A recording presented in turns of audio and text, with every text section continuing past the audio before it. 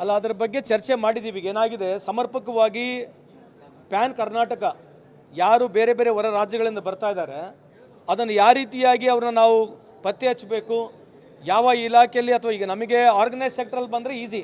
ಈ unorganised ಸೆಕ್ಟ್ರಲ್ಲಿ for example agriculture ಸೆಕ್ಟ್ರಲ್ಲಿ ಬರ್ತಾರೆ, ಟ್ರೈನಲ್ಲಿ ಬರ್ತಾರೆ, ಬಸ್ಸಲ್ಲಿ ಬರ್ತಾರೆ, ಅದನ್ನು ಹೆಂಗೆ ಕಂಡುಹಿಡಿಬೇಕು, ಅಥವಾ ಕನ್ಸ್ಟ್ರಕ್ಷನ್ ಫೀಲ್ಡಲ್ಲಿ ಹೆಂಗೆ ಬರ್ತಾರೆ, ಹೆಂಗೆ ಕಂಡುಹಿಡಿಬೇಕು ಅನ್ನೋದಕ್ಕೆ ಇನ್ನೂ ಸ್ವಲ್ಪ ಕಾಲಾವಕಾಶ ಬೇಕು. ಆದರೆ ನಾವಿಲ್ಲಿ ಹೇಳಿರ್ತಕ್ಕಂಥದ್ದು ಅವರಿಗೆ ನಿಮ್ಮ ಕಾಂಟ್ರಾಕ್ಟ್ ಬೇಸಿಸ್ನಲ್ಲಿ ಯಾರು ಕೆಲಸ ಮಾಡ್ತಿದ್ದಾರೆ, ಯಾರ್ಯಾರು ಬರ್ತಾರೆ, ಕಾಂಟ್ರಾಕ್ಟ್ ಬೇಸಿಸ್ನಲ್ಲಿ ಯಾರು ಬರ್ತಾರೆ, ಅವ್ರ ಬಗ್ಗೆ ಸಂಪೂರ್ಣ ಮಾಹಿತಿಯನ್ನು ತೊಗೊಳ್ಳಿ ಅಂಥೇಳಿ ಅವರಿಗೆ ಒಂದು ಮಾಹಿತಿಯನ್ನು ಕೂಡ ಹೇಳಿರ್ತಕ್ಕಂಥದ್ದು. ಅಲ್ಲ, ಮಾಡಿದ್ದಾರೆ. ಆಬ್ವಿಯಸ್ಲಿ ಇದು ಆರ್ಗನೈಸ್ ಸೆಕ್ಟರ್ ಇದೆ, ರಿಸೀವ್ ಮಾಡೇ ಮಾಡ್ತಾರೆ. ಬಟ್ ನಮಗೆ ಪ್ರಾಬ್ಲಮ್ ಇರ್ತಕ್ಕಂಥದ್ದು ಇದ್ರ ಜೊತೆಗೆ ಅನ್ಆರ್ಗನೈಸ್ ಸೆಕ್ಟ್ರು. ಅನ್ಆರ್ಗನೈಸ್ ಸೆಕ್ಟರ್ನ ನಮ್ಮ ಮನೆ ಮುಂದೆ ನಿಮ್ಮ ಮನೆಯಲ್ಲಿ ಕೆಲಸ ಬಂದು ಬಿಹಾರ್ನವ್ರು UP ಅವ್ರು ಮಾಡ್ತಾರೆ. ಅದು ಸಂಪೂರ್ಣ ಮಾಹಿತಿ ನಮಗೆ ಸಿಗಲ್ಲ, ಇಲಾಖೆಗೆ ಸಿಗಲ್ಲ, ಸರ್ಕಾರಕ್ಕೂ ಸಿಗಲ್ಲ. ಇದು ಸಮರ್ಪಕವಾಗಿ ಚರ್ಚೆ ಮಾಡಿ ಇದು ಕಾನೂನೇ ತರಬೇಕು. ಅಂದರೆ every person who is coming ಬೇರೆ ಸ್ಟೇಟ್ಲಿಂದ, ಇಂಟರ್ ಸ್ಟೇಟ್ಲಿಂದ ಯಾರೇ ಒಬ್ಬರು ಲೇಬರ್ ಬರ್ತಾ ಇದ್ದಾನೆ ಅಂತಂದರೆ ಇದು ಕೇವಲ ಲೇಬರ್ ಡಿಪಾರ್ಟ್ಮೆಂಟ್ ಅಲ್ಲ, ಸರ್ಕಾರ ಜೊತೆಗೆ ಎಲ್ಲ ಇಲಾಖೆಯವರು ಇದನ್ನು ಯಾವ ರೀತಿ ನಾವು ಮಾಡಬೇಕನ್ನೋದಕ್ಕೆ, ಕಡಿವಾಣ ಯಾವ ರೀತಿ ಅಂದರೆ ಮಾಹಿತಿ ಯಾವ ರೀತಿ ಪಡಿಬೇಕನ್ನೋದಕ್ಕೆ ಸಮರ್ಪಕವಾಗಿ ಚರ್ಚೆ ಆಗಬೇಕು. ರೋಬೋಸ್ಟ್ ಆಗಿರ್ತಕ್ಕಂಥ ಒಂದು ಸಿಸ್ಟಮ್ ತರಬೇಕು. ಅದು ಬರೀ ನನ್ನ ಇಲಾಖೆಯಿಂದ ಮಾತ್ರ ಆಗೋಕ್ಕೆ ಸಾಧ್ಯ ಇಲ್ಲ. ನನ್ನ ಇಲಾಖೆಯ ಪ್ರಮುಖವಾಗಿ ನಾನು ಮೂವ್ ಮಾಡಿದ್ರು ಕೂಡ I require all the support. ಯಾಕಂದರೆ ಇದಕ್ಕೆ ಪೊಲೀಸ್ ಡಿಪಾರ್ಟ್ಮೆಂಟ್ ಸಪೋರ್ಟ್ ಬೇಕು, IT ಡಿಪಾರ್ಟ್ಮೆಂಟು, ID ಡಿಪಾರ್ಟ್ಮೆಂಟ್, ಎಲ್ಲ ಇಲಾಖೆಗಳು ಬೇಕಾಗುತ್ತೆ.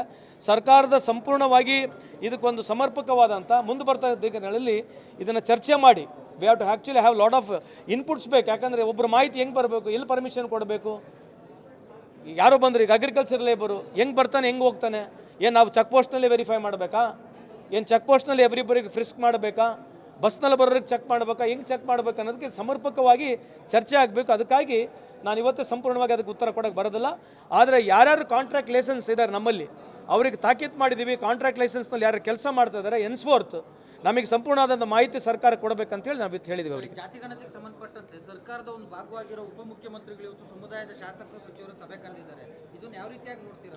ಅಲ್ಲ, ಇದು ಆತಂಕ ಇರುತ್ತೆ ಅವರಿಗೆ. I am not against it, but my only suggestion ನಾನು ಹೇಳೋದು ಇದನ್ನು ಫಸ್ಟ್ ಬರಲಿ ಅಲ್ಲ, ಸರ್ಕಾರದ ದಾಖಲಾತಿ ತಾವು ನೋಡ್ಕೊಳ್ಳಿ. ಕಮ್ಮಿ ಇದೆ, ನನ್ನ ತಾಲೂಕಿನಲ್ಲಿ 10,000 ಕಮ್ಮಿ ಇದೆ, ತೊಗೊಂಬನ್ನಿ, ಮಾಹಿತಿ ಕೊಡಿ. ಸುಮ್ಮನೆ ನಮಗೆ ಕಮ್ಮಿ ಇದೆ ಜಾಸ್ತಿ ಇದೆ ಅಂತ ಹೇಳಿದ್ರೆ ಅರ್ಥ ಏನಿದೆ? ಮೈ ಒನ್ಲಿ ಫೀಲಿಂಗ್ ಈಸ್ ನಮ್ಮ ತಾಲೂಕಿನಲ್ಲಿ 10,000 ನಮ್ಮ ಸಮಾಜದ ಕಮ್ಮಿ ಇದೆ ಅಂತ ಇಟ್ಕೊಳ್ರಿ. ಆ ದಾಖಲಾತಿ ಬಂದಮೇಲೆ verify ಮಾಡೋವರೆಗೆ ತಡಿಬೇಕಲ್ಲ.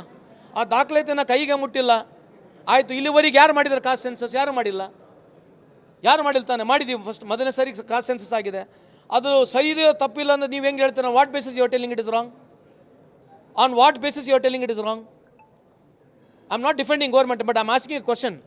On what basis you are telling it is wrong? there is no evidence for them to tell it is wrong. ಯಾರು ಇರಲಿ ಅಲ್ರಿ, ಹೇಳ್ತಿರೋದು ನಮ್ಮ ಪಕ್ಷ ನಿಮ್ಮ ಪಕ್ಷ ಅಂತಕ್ಕಂಥದ್ದಲ್ಲ, BJP ಕಾಂಗ್ರೆಸ್ JDS ಅಂತಕ್ಕಂಥದ್ದಲ್ಲ. If anybody is saying that wrong ಇದೆ ಅಂತಂದ್ರೆ ಆನ್ ವಾಟ್ ಜಸ್ಟಿಸ್? ನಿಮ್ಮ ಮನೆಗೆ ಬಂದಿರೋ ಅಂದ ತಕ್ಷಣ ರಾಂಗಾ?